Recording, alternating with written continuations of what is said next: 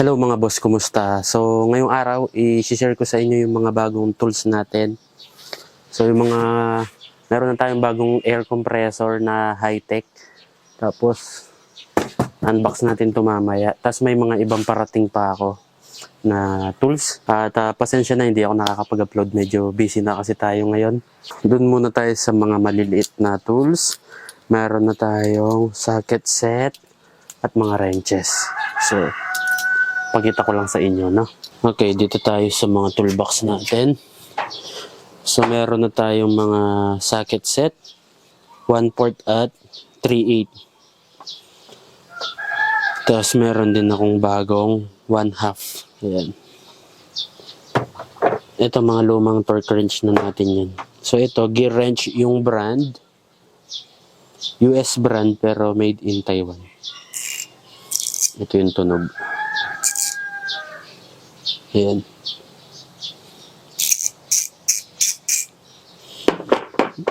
Tapos ito.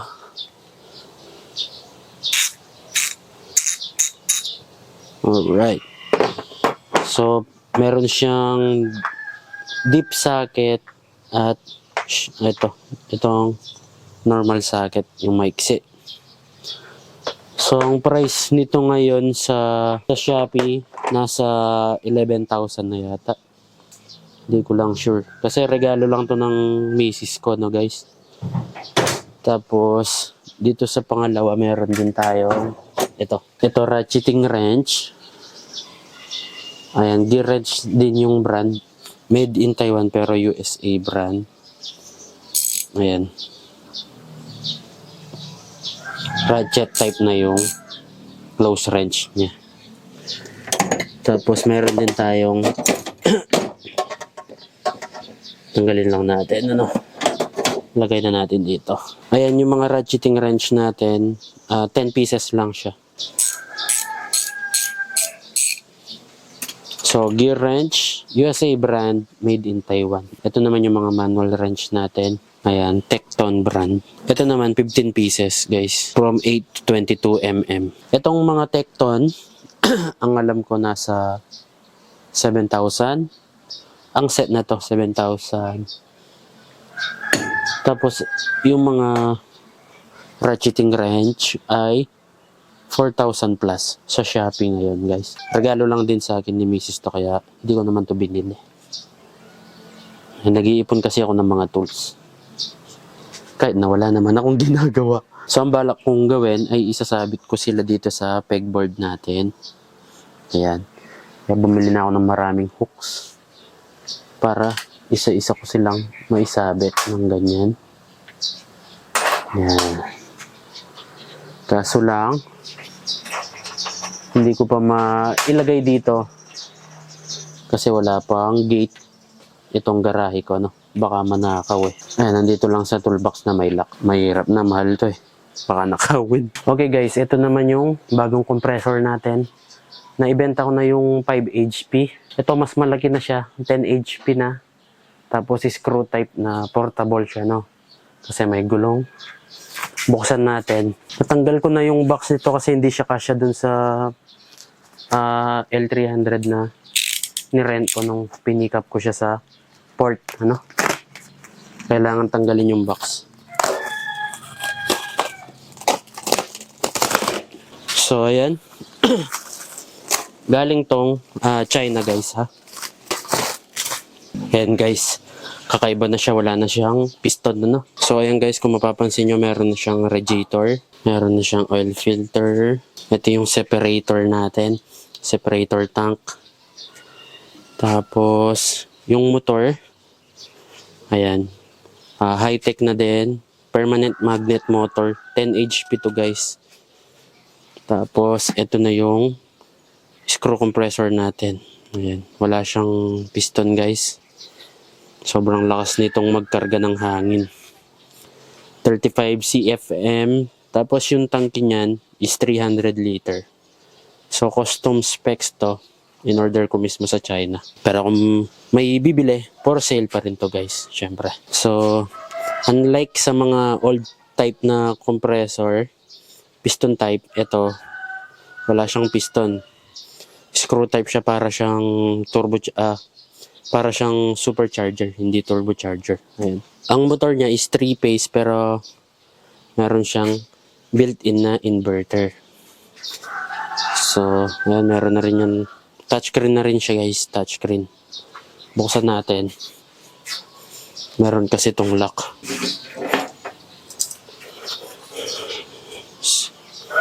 Ayan guys, ito yung BFD natin. Tapos yung touchscreen. So, wala siyang included na power cable. Ayan, portable na screw type compressor. 10 horsepower. Sobrang lakas ito. Kayang-kaya na mag-sunblast ng walang tigil.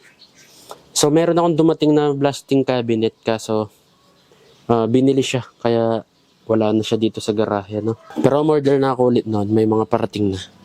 So, ibibidyo ko na rin yun sa mga susunod na video. Kasi may mga parating pa akong ibang tools. Meron tayong parating na mini lathe. Hindi siya super mini. Bench lathe siya, bench lathe. Abangan nyo yun. I-unbox natin yun dito sa channel natin. Then guys, kung interested kayo sa compressor na to, kontakin nyo lang ako. Rekta na to sa 220 volts. Hindi ko pa siya matesting to sa wala na naman akong breaker doon. Ano? Pero kung interested ka, tetestingin natin yan. Pero kung walang bumili, gagamitin ko na siya talaga. Ang price pala niya ay 90,000. 10 HP. Mura na yun guys ha. Okay, so ngayon naman guys, buksan natin itong bagong dating.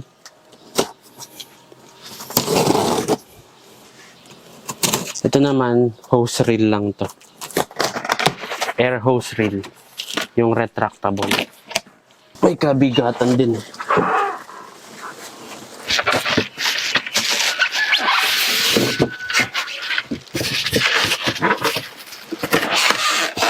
Okay.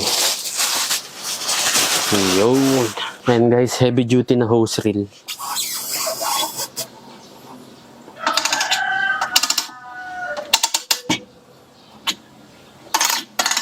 Wall mount to. Balak ko siyang isabit dun sa ilalim ng compressor.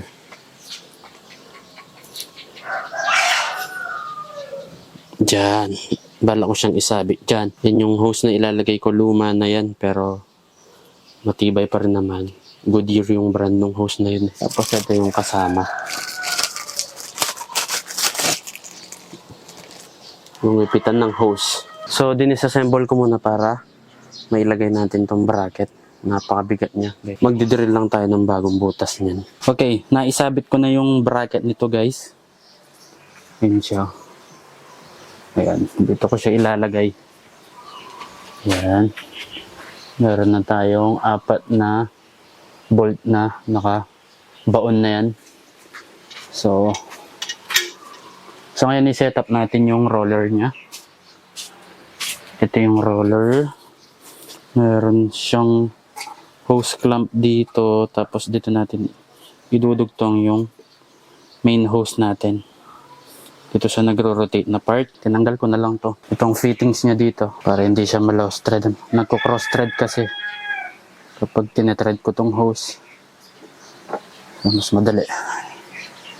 Ayan, lalagay lang natin siya dito. Nailagay ko na siya. So ngayon, pasok lang natin dito to. Tapos pwede na natin yung higpitan dito. So naiikot naman kasi yan. Tapos meron tayong clamp para dito. Okay. May rubber na din. So next yung protector. Kasya ba? Tapos meron pa tayong isang clamp dito sa loob. Ayan guys, nailagay ko na yung mga clamp natin. Yung protector ngayon, pwede na nating i-roll yung hose. Habang pinupunasan na, no? Marami kasi itong hose na to.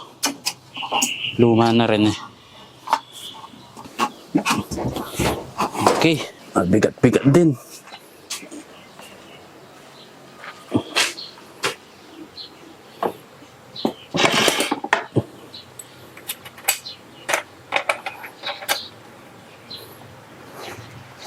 Tapos higpitan na natin guys. Bale ganyan, pag gagamitin mo siya, hilain lang.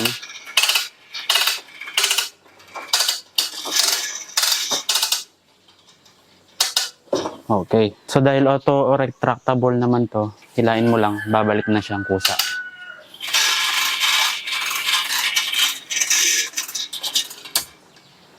Tapos yung stopper. So ayun mga boss, hintayin nyo pa yung ibang mga tools ko na parating. So hanggang dito na lang tong video na to. Right safe sa inyong lahat.